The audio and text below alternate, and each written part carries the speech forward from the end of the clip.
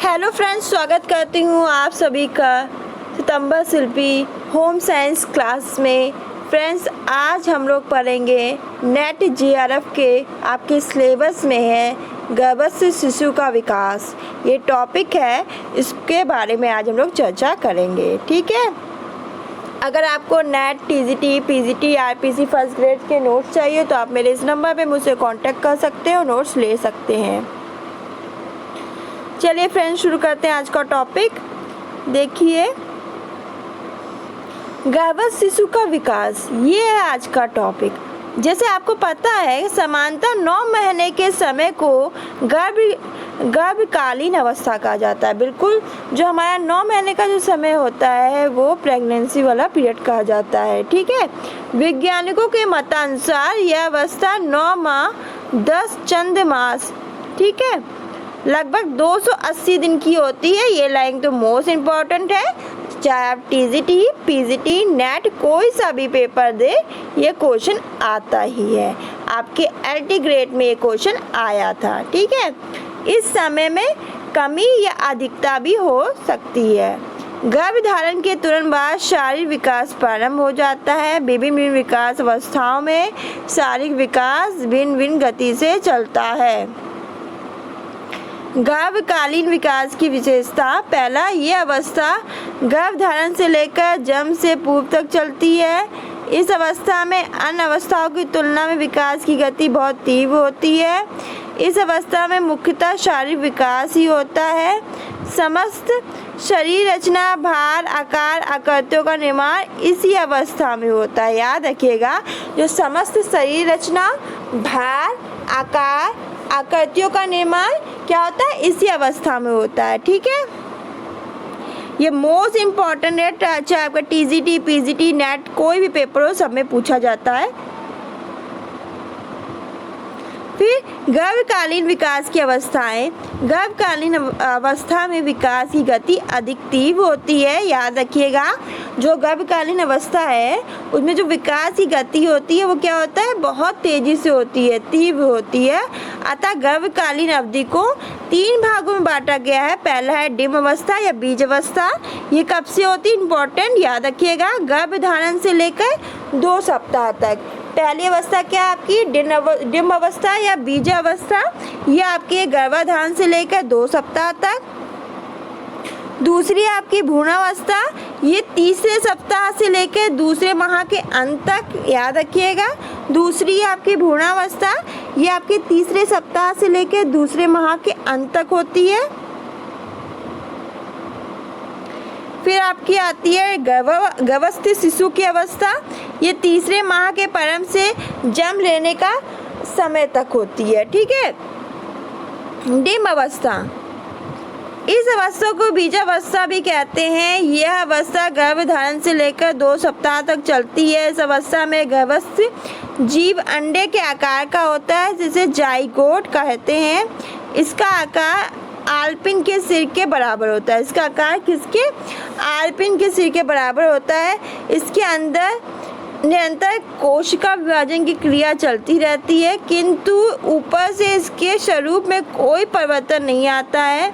लगभग 1 सप्ताह तक यह अंडाकार जीव गर्भाशय के तल पदार्थ में तैरता रहता है और अपना पोषण स्वयं ही करता है, किंतु 10 दिन बाद गर्भाशय की दीवार से चिपक जाता है और इस क्रिया को आरोपण कहते हैं। क्या कहते हैं, आरोपण। याद रखिएगा, ठीक है, यह क्रिया गर्भधारण के 10 दिन बाद होती है। आरोपण की क्रिया के बाद से गर्भस्थ जीव अपने पोषण के लिए मां के शरीर पर आश्रित हो जाता है।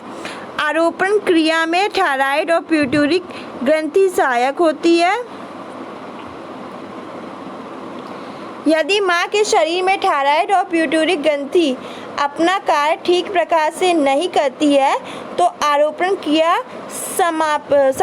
संपन्न नहीं हो पाती है। क्या होता है, यदि माँ का जो शरीर है उसमें क्या होगा, याद रखिएगा, थायराइड और पिट्यूटरी ग्रंथि, ठीक है, अपना कार्य ठीक प्रकार से नहीं करेगी, जो आरोपण क्रिया संपन्न नहीं हो पाएगी। आरोपण क्रिया फिर ठीक से संपन्न नहीं हो पाएगी।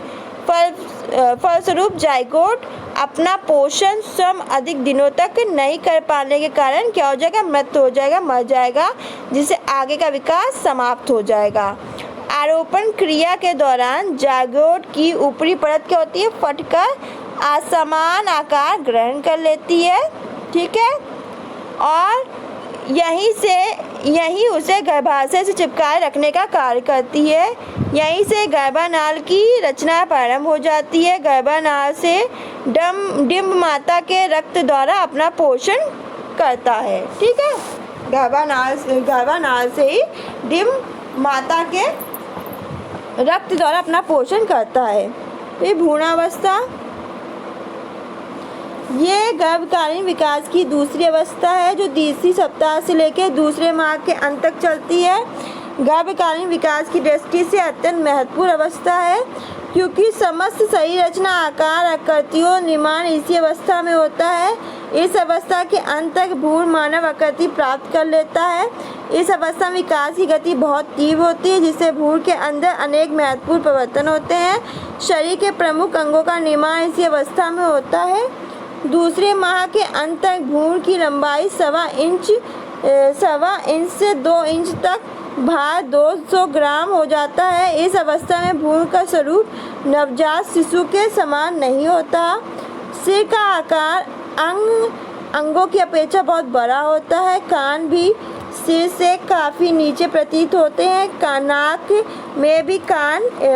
में भी केवल एक क्या होता है, छिद्र होता है और माथा काफ़ी चौड़ा दिखाई देता है। माथा क्या होता है, काफ़ी चौड़ा दिखाई देता है, इम्पोर्टेंट, ठीक है।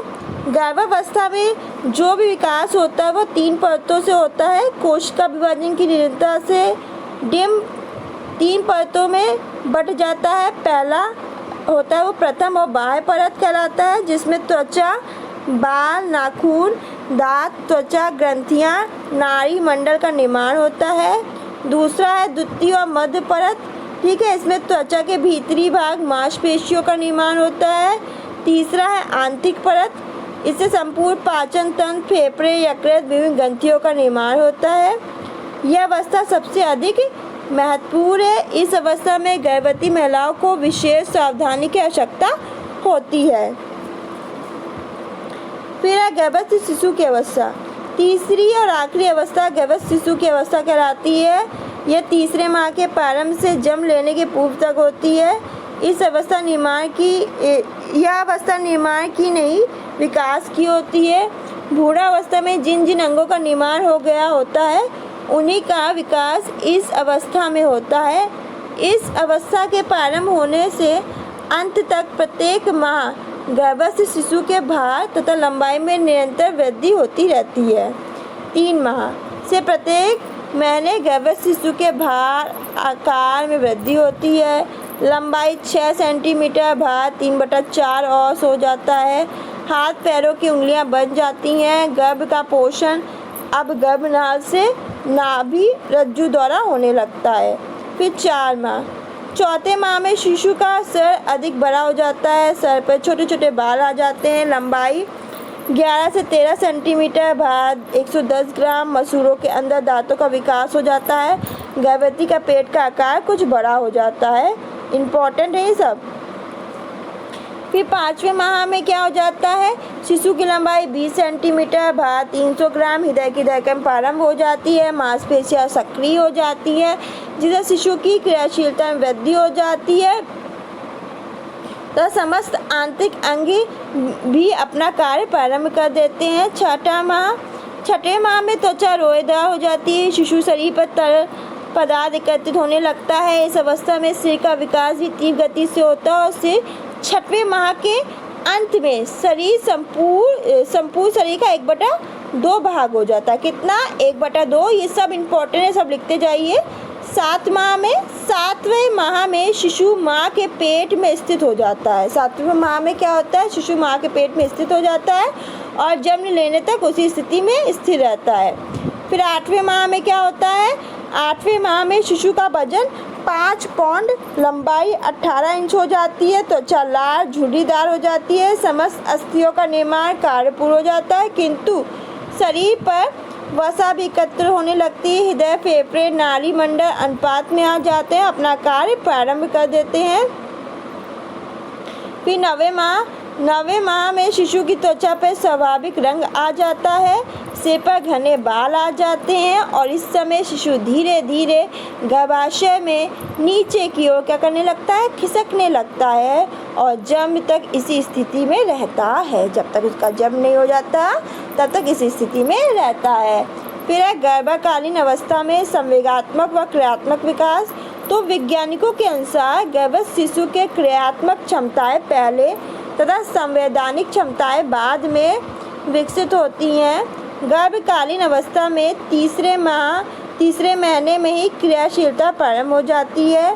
प्रारंभिक माह में यह गतिशीलता सिर के भाग में अधिक होती है, परंतु बाद के महीनों में यह धीरे धीरे हाथ और पैरों में बढ़ जाती है। स्पर्शनीय संवेदना सबसे पहले नाक और मुंह में, फिर क्रम से शरीर के अन्य भाग में फैलती है। ताप की संवेदनशीलता जन्म से पूर्व विकसित हो जाती है। ठीक है, तो ये था आज का टॉपिक, गर्भस्थ शिशु का विकास। ठीक है, तो आज के लिए बस इतना ही। मिलते हैं नेक्स्ट टॉपिक में नेक्स्ट जानकारी के साथ। वीडियो अच्छी लगी तो लाइक ज़रूर करें, चैनल को सब्सक्राइब करना बिल्कुल ना भूलें और नीचे कमेंट में नेगेटिव पॉजिटिव कुछ भी है ज़रूर लिखा करें और जो भी टॉपिक आप चाहते हैं, जिस टॉपिक की आपको डिमांड है ज़रूर लिखा करें। आज के लिए बस इतना ही। मिलते हैं नेक्स्ट वीडियो में। धन्यवाद।